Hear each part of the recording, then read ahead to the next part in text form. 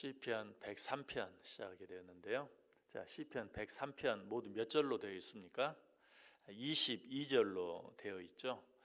이것은 우연이 아니고 시편에 보면 22절로 되어 있는 시편들이 여러 편이 있습니다. 그런데 이것은 왜 그렇게 되어 있는가? 히브리어, 이 시편이 기록되어 있는, 구약이 기록되어 있는 히브리어 알파벳 수가 22개입니다.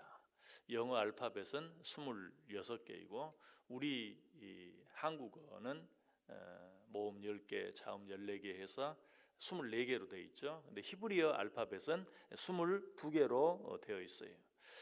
왜 그러면 이 성경을 22절로 했는가?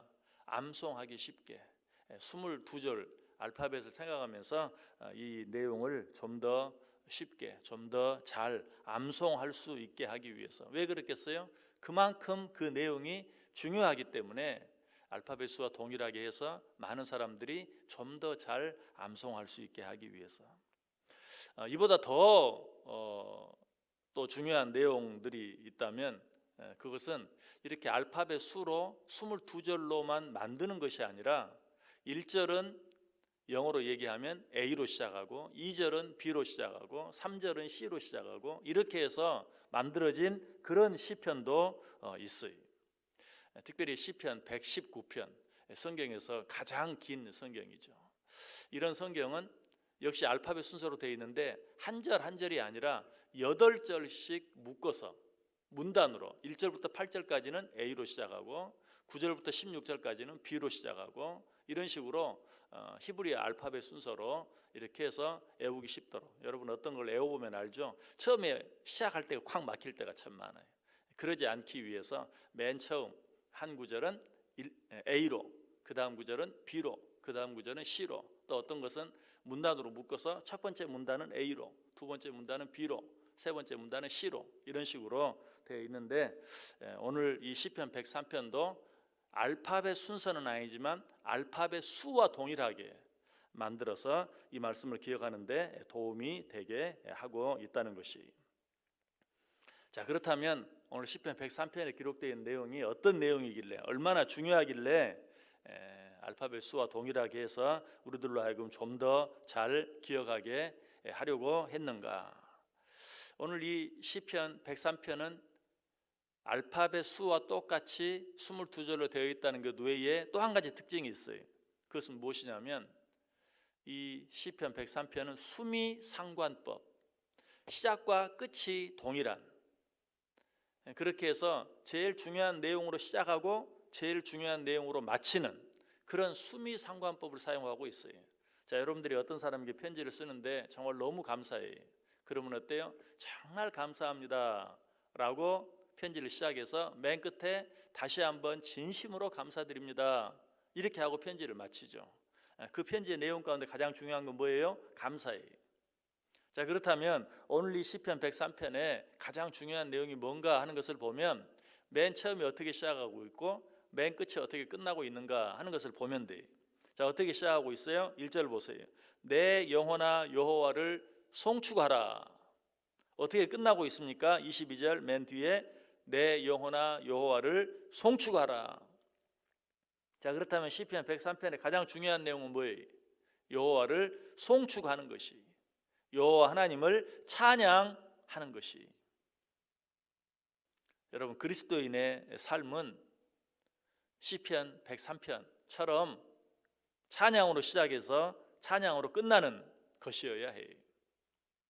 우리가 하루의 삶을 가지고 이야기한다면 우리는 하루의 삶을 찬양으로 시작해서 찬양으로 마칠 수 있어야 돼요.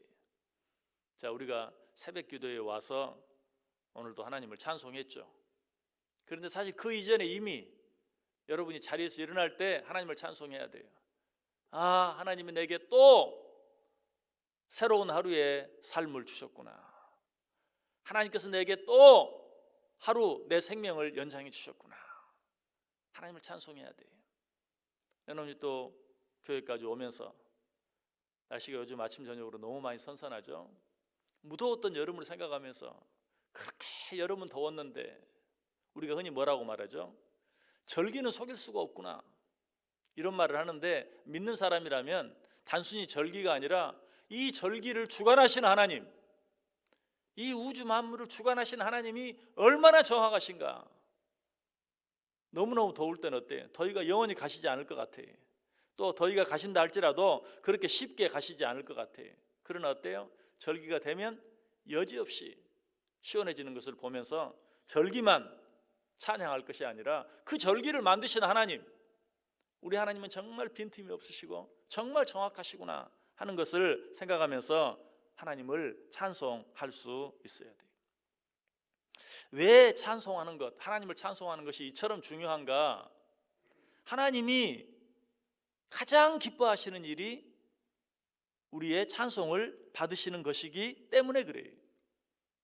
이사야 43장 21절에 말합니다. 이 백성은 내가 나를 위하여 지었나니 나의 찬송을 부르게 하려 함이니라. 무슨 말이에요? 내가 너희를 왜 지은 줄 아느냐? 내가 너희를 지은 목적은 너희로 하여금 나를 찬송하게 하기 위함이다. 바꾸어 말하면 너희가 하는 찬송을 내가 듣기 위해서, 받기 위해서 내가 너희를 지었다라고 말하고 있어요. 구약 성경에만 이런 말씀이 있는 게 아니에요. 신약 성경에도 있어요. 여러분 한번 찾아보세요. 에베소서 1장 3절에서 6절까지 있는 말씀. 신약 성경 에베소서 1장 3절에서 6절까지.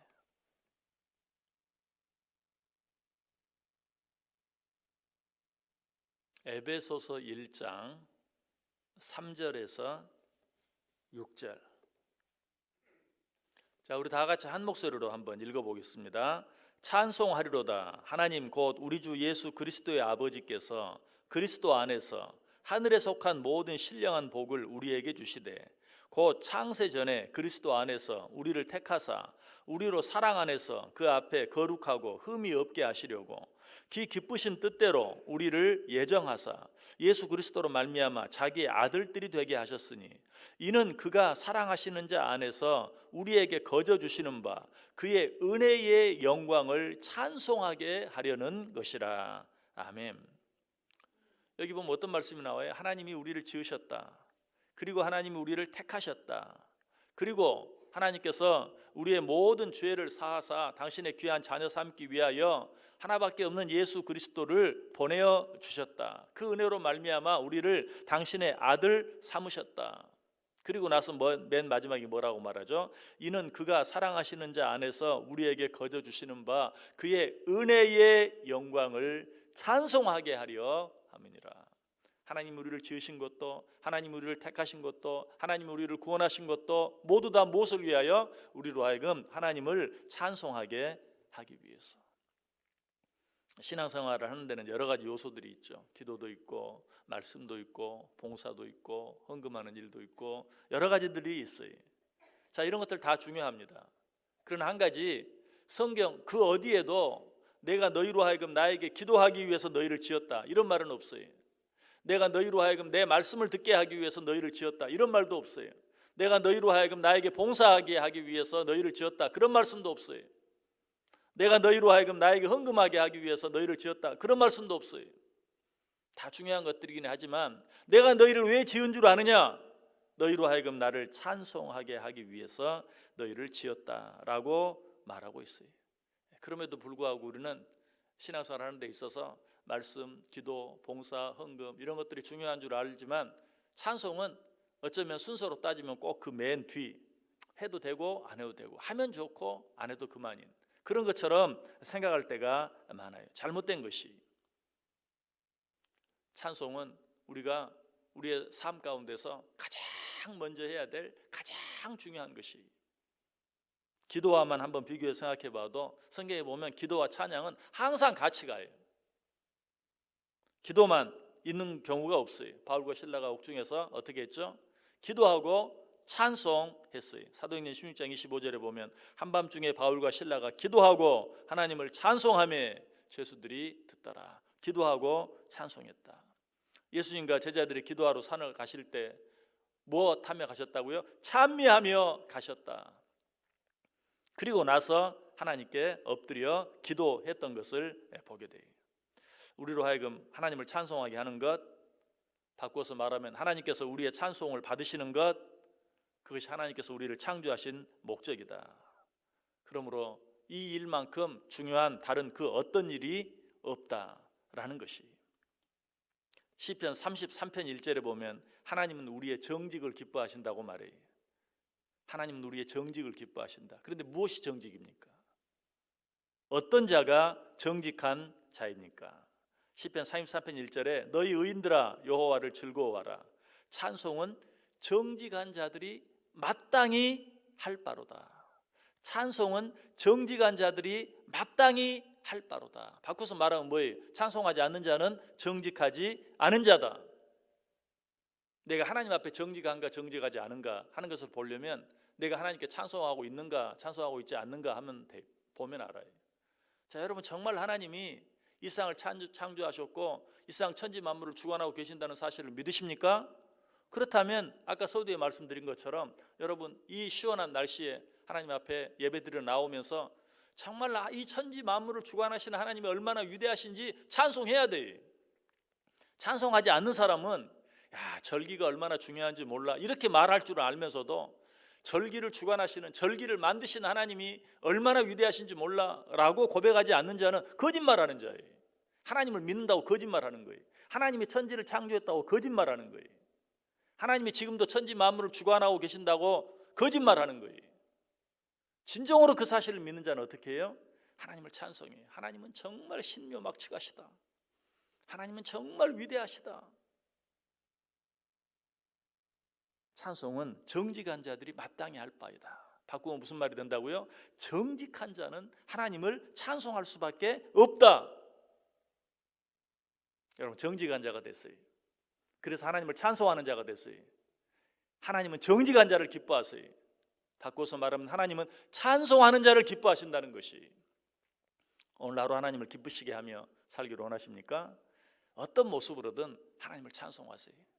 꼭 노래가 아니어도 돼요. 어떤 좋은 일이 있을 때 하나님 감사합니다. 하나님은 역시 하나님이십니다. 하나님은 역시 나를 사랑하십니다. 하나님 나를 잊지 않으셨군요. 하나님 감사합니다. 그런 삶을 통해서 하나님을 진정으로 기쁘시게 하는, 진정으로 하나님 보시기에 정직한 자들 다 되시기를 주님의 이름으로 간절히 축원합니다.